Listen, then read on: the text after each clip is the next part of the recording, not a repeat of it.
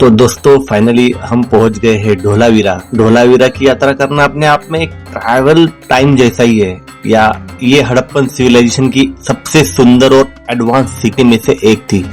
तो चलो, ढोलावीरा हड़प्पन शहर आप देख सकते हो। उन्होंने टाइटल मतलब जो भी लैंग्वेज है जो खुदाई के वक्त मिली थी उस लैंग्वेज में ऊपर में लिखा हुआ है, जिसको कोई डिकोड नहीं कर पाया है। ये यहाँ पे नियम है, ये यूनेस्को हेरिटेज सेंटर के अंदर में आता है। तो चलो चलते हैं अंदर। एंट्री काफी अच्छी है, लाइक पुरातन ढोलावीरा टाइप में रखी हुई है। क्रिसमस की छुट्टियां होने के कारण से आज थोड़ा ज्यादा ही भीड़ है, बट बैड लक ऐसा है कि आज है फ्राइडे और शायद से यहाँ का जो म्यूजियम है वो बंद हो सकता है। तो अंदर जाने के बाद ही पता चलेगा। ये यहाँ पे पूरा जो हड़प्पा का जो पूरा मैप है, मतलब कितने एरिया में हड़प्पा फैला हुआ था, तो उसका ये मैप है यहाँ पे। और जब हम आगे जाएंगे थोड़ा तो वहाँ पे नदी है। एक्चुअली यहाँ पे दो नदियां हुआ करती थी जो कि मतलब एनी टाइम बहती थी, तो पानी स्टोरेज के लिए ये उत्तम सोर्स था। एक जो है ये यहाँ पे है और एक ढोलावीरा शहर के उस साइड में है। तो चलो उसी तरफ पे निकलते हैं आगे। पूर्व जलाशय, आप ये जो गड्ढा देख रहे हो ये है जलाशय। जरा सोचिए, उस दौर में जब दुनिया ठीक से रहना सीख रही थी तो यहाँ के लोगों ने बारिश की एक एक बूंद को सहेजने का तरीका ढूंढ लिया था। इस विशाल जलाशय को देखिए, ये पत्थर सिर्फ एक गड्ढा नहीं है, बल्कि उस समय से बेहतरीन जल प्रबंधन मतलब वाटर मैनेजमेंट का एक प्रमाण है।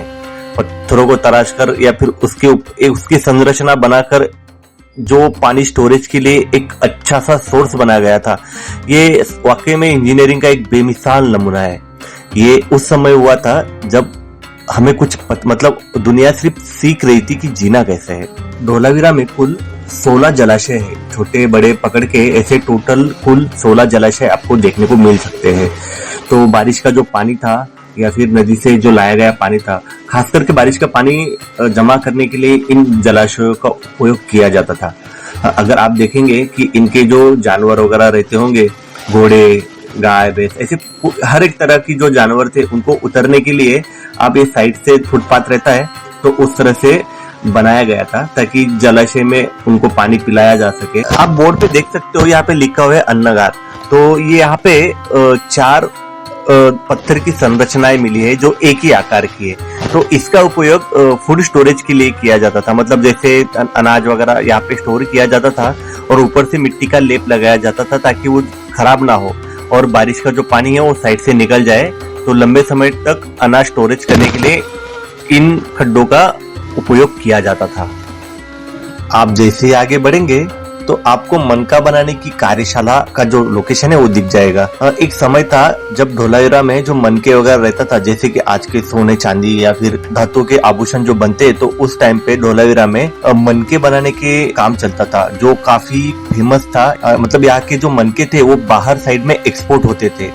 तो ये पूरा जो इसका वर्कशॉप था जहाँ पे मनके बनाए जाते थे, इसके अवशेष, बहुत सारे अवशेष मिले अलग अलग तरह के, अलग अलग लैंग्वेज में, जो कि पीछे म्यूजियम में रखे हुए हैं। और हाँ, म्यूजियम फ्राइडे के दिन बंद रहता है, तो अगर आपको आना है तो आप उसी हिसाब से प्लान करके आइए।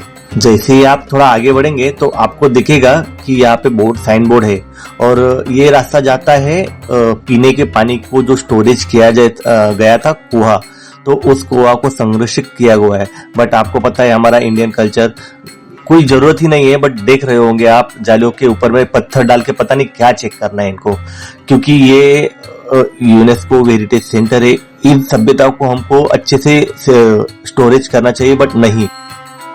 जैसे ही आप थोड़ा आगे बढ़ेंगे तो आपको दिखेगा कि ये जो वाला जो गड्ढा है वो है नहाने के लिए। जैसे कि यहाँ पे लाइमस्टोन का नीचे में एक चेयर दिखेगा आपको, तो जैसे ही किसी को नहाना होगा तो जैसे चेयर हटाएंगे तो ऊपर से लाइक पानी का फव्वारा आता होगा, तो जिससे शावर जैसा फील होता था। तो जैसे आपका नहाना हो गया, आप ये देख सकते हो पतला सा नाली आपको दिख रहा होगा, तो उसमें से आपने जो आपका जो नहा हुआ वो जो पानी है वो यहाँ से आउटसाइड में डायरेक्ट सीधा निकलता था समंदर के किनारे। तब तो समंदर नहीं हुआ करता था, बट आउटलेट के लिए कोई तो फैसिलिटी वहाँ पे रखी हुई थी। तो ये खुदाई में ये सब चीजें मिली है यहाँ पे।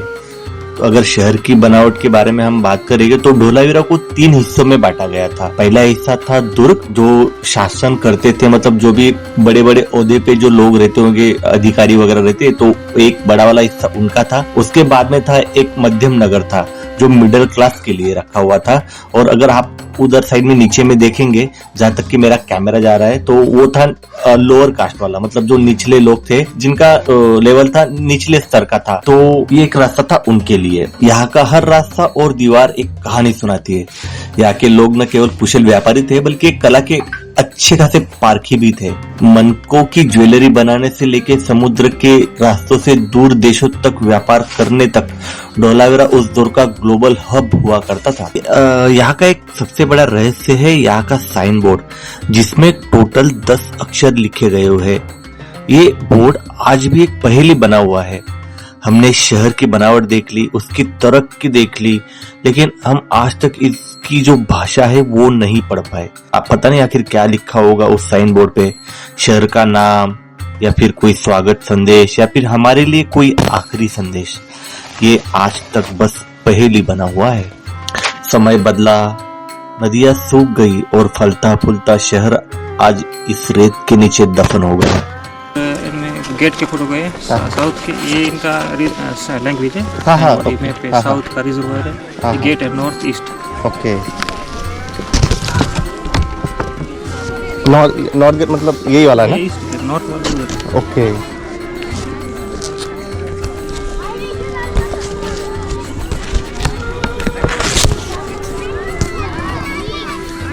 ये हर फ्राइडे बंद रहता है क्या? फ्राइडे क्लोज रहता है, वीकली रहता है ना। हाँ। बाकी तो ये साइड तो चालू है। ओके, पहले रूल्स बनाया गया किसी ने ऐसे, तो कुछ बोलते हैं फ्राइडे को नहीं होती, मंडे या बहुत सारे लोगों को मतलब जैसे नहीं पता रहता है ना। हाँ, मंडे या ट्यूसडे को तो ये फ्राइडे को तो बहुत पब्लिक आती है। हाँ। फ्राइडे, सैटरडे, संडे, जो फ्राइडे को आते हैं इसको देखने को नहीं मिलता है। तो अभी तो 5 से ज़्यादा होगी, 5 बजे, 10 से 5 का टाइम है। 9 बजे खुलता है, 5 बजे बंद करता है। 10 बजे मतलब 9 बजे खुलता है, 10 बजे देखने का एंट्री, 5 बजे क्लोज। ओके, बाकी जो एडमिनिस्टर कुछ आते हैं लोग, उनको देखने देते हैं 5 बजे के बाद, क्योंकि उनके पास तो अंदर व्हीकल अलाउड नहीं है बिना फ्री से। और एडमिनिस्टर आएंगे तो मोदी जी आए थे, यहीं खड़े गाड़ी रख के खड़े थे। चीफ है तो पीएम बनने के बाद नहीं है। प्रेसिडेंट 25 मार्च को प्रेसिडेंट आए थे मुर्मू जी। ओके, तो उनकी विजिट में ये तो अपन क्लास लगे यहाँ आए थे। हम उनके साथ ही थे। उन्होंने पीपल का ट्री लगाया है वहाँ पर है पार्टी अंदर में। उस टाइम में वो लोन पार्ट मिला। 2 घंटे इन खंडरों में बिताने के बाद में मुझे महसूस हुआ कि भले हम आज कितनी भी तरक्की कर ले, हमारी जड़ें हमेशा ही इतनी महान और विकसित रही है। धोलावीरा सिर्फ एक पुरातात्विक स्थल नहीं, बल्कि हमारे पूर्वजों की काबिलियत का एक आईना है। तो दोस्तों, हमारा धोलावीरा का जो साइट सीन था पूरा कंप्लीट हुआ। तो अभी हम आए हैं द्वारकाधीश होम स्टे में। गेट के बाहर ही है। तो गाड़ी कहाँ पे लगो?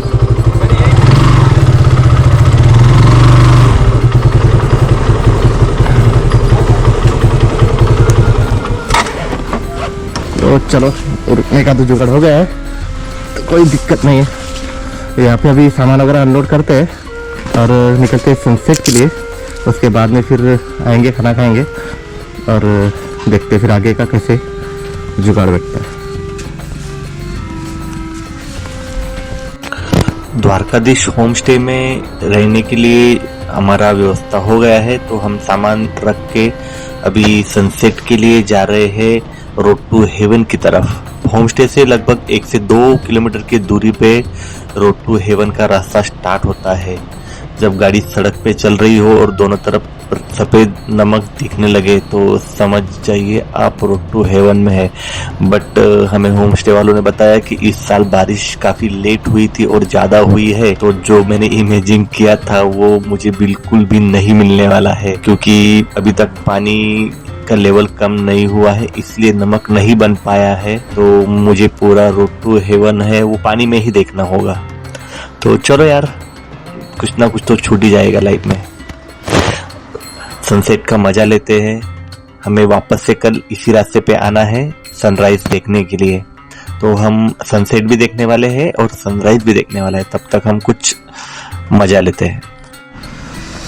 तो फाइनली हमारा धोलावीरा का साइट विज़िट हो गया है और शाम को अभी हमने सनसेट का ट्राई किया बट थोड़ा सा ही मिला, पूरा सनसेट नहीं मिल पाया। तो अभी हम यहाँ पे रुके हैं द्वारकाधीश होम स्टे में। जैसे आप धोलावीरा साइड पे जाते हो तो कॉर्नर पे आपको ये दिख जाएगा।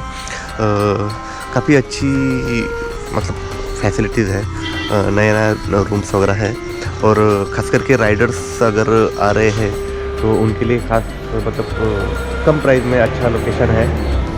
टेंट वगैरह हो तो टेंट भी लगा सकते हो और या फिर ओपन हॉल है तो वहाँ पे भी मतलब रात गुजारने के लिए अच्छा है। खाने के लिए आपका इनकी तरफ से ही मतलब व्यवस्था की जाती है। अगर आपको बाहर से खाना है तो उसमें भी कोई इशू नहीं है। तो मैं आपको कॉन्टैक्ट डिटेल्स वगैरह जो भी है वो डिस्क्रिप्शन बॉक्स में डाल दूँगा। एक अच्छा ऑप्शन है जो आपको कम खर्चे में आप मतलब गुजार सकते हो। तो चलो खाना खाते हैं अभी। इसमें रोटी देना। ये मूंग की सब्जी है ना? मूंग हाँ ये मूंग की सब्जी है, दाल। ओके फुल सही। यहाँ का छाछ बहुत फेमस है। ये घर की है, गाय की छाछ। अरे तो ये है आज का पूरा मेनू। मूंग की सब्जी है, दाल है, चौली की सब्जी है, स्वीट है और पापड़ी और ये ग्लास भर के छाछ और आगे होगी गरमा गरम रोटी तो सॉरी चपाती। तो चलो खाना स्टार्ट करते हैं।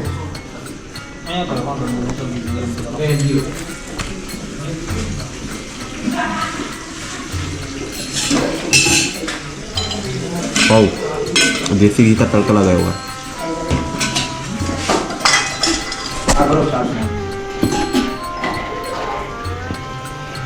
अगर आ रहे हैं इधर धोलावीरा साइड में तो काफ़ी अच्छा ऑप्शन है, खास करके राइडर्स वगैरह जो है उनको सूट हो जाएगा, ऐसा लोकेशन है। द्वारकाधीश होम स्टे एक बार जरूर आइए। यहाँ से रोड टू हेवन हार्डली 2 से 3 किलोमीटर का डिस्टेंस है, तो आपका एक साथ रोड स्पॉट हो सकता है। खाना खाने के बाद में फिर हमने आग जलाई, तो वहाँ पे जो होमस्टे वाले काका थे वो आके फिर उन्होंने हमें धोलावीरा की पहचान कैसे हुई इसके बारे में जानकारी दी है। उनको वो पढ़े लिखे थे कुछ उसी समय के। हाँ हाँ बराबर, यहाँ पे कॉर्नर में उनका भी होम स्टे है ना। हाँ वही तो वो कुछ उसी टाइम के पढ़े लिखे थे बराबर, इस वजह से वो मास्टर कार्ड कुछ जे कोई मिलता था हाँ अवशेषों वो भुज म्यूजियम में देके आता। जब भुज म्यूजियम में दिया था बाद में आस्ते आस्ते आर्कोलॉजी वालों ने बड़ौदा ऑफिस से जान किया, बड़ौदा से लोग आए और यहाँ आके इसका सर्वे हुआ और तभी काम हुआ, बाकी पहले कुछ था ही नहीं। तब जाके पूरी पहचान हुई, बाद में पहचान हुई। उसी से पूरा आज मतलब आइडिया आया कि यहाँ पे भी कुछ था। कुछ। आधा वाला हिस्सा उधर है ना, पाकिस्तान में है ना, मोहनजोदारो वगैरह उधर है आधा। और क्या है अंकल आसपास में, ये धोलावीरा में क्या क्या है घूमने को इसके अलावा? कुछ नहीं है। धोलावीरा में रोड टू हेवन है, बाकी फॉसिल पार्क है और सनसेट पॉइंट है, ऐसे मतलब 3-4 जगह है। दूसरे किराए के मकान में रहते थे, पूरा नष्ट मकान गिर गया था। अरे बाप, टाइम में इसकी उम्र थी 2.5 साल। हाँ लोगों ने आके निकाला सही सलामत। तो जब ऊपर वाला जो कुछ करता है वो उसकी मर्जी के साथ, क्या अपन क्या कर सकते हैं। बाकी भूकंप ने बहुत नुकसान किया, बहुत नुकसान। मैं भूकंप हुआ था तब मैं अहमदाबाद में था। अच्छा, मतलब ज़्यादा छोटा है नहीं बट समझ में आता था, बिल्डिंग वगैरह हिल रही है। पिताजी मेरे इधर ही थे अहमदाबाद में, समझ रहा था ऐसे जैसे ना झूले में बैठते, तो मज़ा आ रहा था। हमको थोड़ी ना पता कि इसको भूकंप बोलते। हम थे 4थे माले पे, तो बड़े भैया आए और जो नीचे उतरो करके, तो हम ऐसे उछल रहे कि अरे झूला झूल रहा है। बाद में पता चला कि अरे वो झूला नहीं था, वो भूकंप था। तो आज हाँ, तो आज याद आता है ना, तो धुंधला धुंधला सा याद आता है। तो तब पता चलता है कि अरे उस मतलब जो सिचुएशन थी ना, बहुत डेंजर थी। कई जगह पर ये जमीन अलग हुई, जब वापस से टकराई, जोड़ाई, पानी की बहुत लंबी पिचकारी हुई, लंबी लंबी पिचकारी। काका जी की जो फैमिली थी वो भूकंप में दब गई थी। तो उनका जो लड़का है उसके आंख पे पूरा दीवार गिर गया था। तो ऐसी ऐसी कहानी काका ने हमें बताई। तो रात को 1-1:30 कैसे बच गया समझ में नहीं आया। तो ये है हमारी ढोलावीरा मॉर्निंग। कल रात को काफ़ी लोग यहाँ पे रुके हुए थे। तो चलो, यहाँ पे हमने बॉन्स फायर वगैरह किया। ये रूम्स वगैरह है। देन अभी गाड़ी करते हैं प्रिपेयर और फिर निकलते हैं। धीरे धीरे करके रात को काफी सारे लोग आ गए थे, जिनमें महाराष्ट्र से भी थे और साउथ इंडिया से भी कुछ लोग हमें दिखे। तो मॉर्निंग हो गई, इसे पैक कर रहे थे। हाँ, अगर आपके पास टेंट है तो आप बाहर में भी आपका रहने के लिए टेंट लगा सकते हो। रूम्स अभी जो शुरुआत है होमस्टे की, बट उन्होंने काफी अच्छी सर्विस दी। सुबह सुबह गर्म पानी दिया। रूम कुछ इस तरह से है। अगर आप फैमिली के साथ आ रहे हो तो आपको एसी रूम मिल जाएगा, क्योंकि यहाँ पे ह्यूमिडिटी ज्यादा है, इसलिए थोड़ी गर्मी होती है। अभी हम तो सर्दी के दिनों में आए तो ठंड लग रही थी, बट आपको फैसिलिटी मिल जाती। एसी रूम से बाथरूम भी काफी बड़ा है और गर्म पानी की फैसिलिटी है, गीजर है। और अगर जो लोग बाहर टेंट लगा के सो रहे तो उनको वो गर्म पानी बाल्टी में भर के मिल जाता है। बाथरूम भी है, अटैच बाथरूम भी है। और अगर आप बाहर टेंट लगा के सो रहे हो तो आपको बाहर वाला बाथरूम भी है। तो चलो, काफी टाइम हो गया, अभी करते हैं निकलने की तैयारी। तो मुझे अभी यहाँ पे मुंबई के कुछ दोस्त मिले थे, उनका भी कुछ अलग ही किस्सा था। तो दोस्तों चलो, अभी हमारा हो गया ढोलावीरा और अभी हम जा रहे हैं लखपत की तरफ। तो वीडियो अगर अच्छा लगे तो लाइक करें, सब्सक्राइब करें और नए नए दोस्त सब्सक्राइब। घर से निकलो, नए दोस्तों से मिलो। दुनिया काफी अच्छी है, बस पैसा होना चाहिए। भाई लोग, दोस्त का ब्लॉग अच्छा रहता है। चलो, लाइक करो, शेअर करो। Bye bye bye. Okay okay, चलो मिळते हैं। भेटू आपण नक्की। अजून एक मी सजेशन देऊ इच्छितो। यस, सांगा नक्कीच। तो दोस्तों चलो निकलते हैं ढोलावीरा को बाय बाय करते हुए।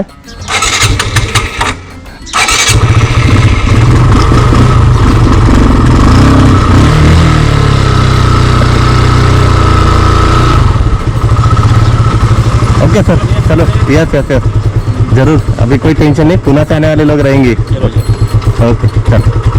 हैं ढोलावीरा को बाय बाय करते रोड टू हेवन की तरफ। ये वही रास्ता है जिसका हमने 4 साल से इंतजार किया था। रोड टू हेवन होने के बाद में फिर हम जाएंगे कालो डोंगर की तरफ और उसके बाद में हमें जाना है आगे लखपत की तरफ। एपिसोड काफी लंबा ना हो जाए इसलिए इसको भी एंड कर रहा हूँ। और अभी बस आगे का भी है रोड टू हेवन वाला ब्लॉग, एपिसोड नंबर 7 के लिए कंटिन्यू बने रहिए। और हाँ प्लीज, अगर आपके कुछ सजेशन वगैरह हो तो जरूर बताइए, क्योंकि क्या ये मेमोरीज जो है वो हमेशा साथ रहने वाली है। तो उस मेमोरीज में आप भी मुझे मेरे साथ चाहिए। तो चलो कंटिन्यू करो।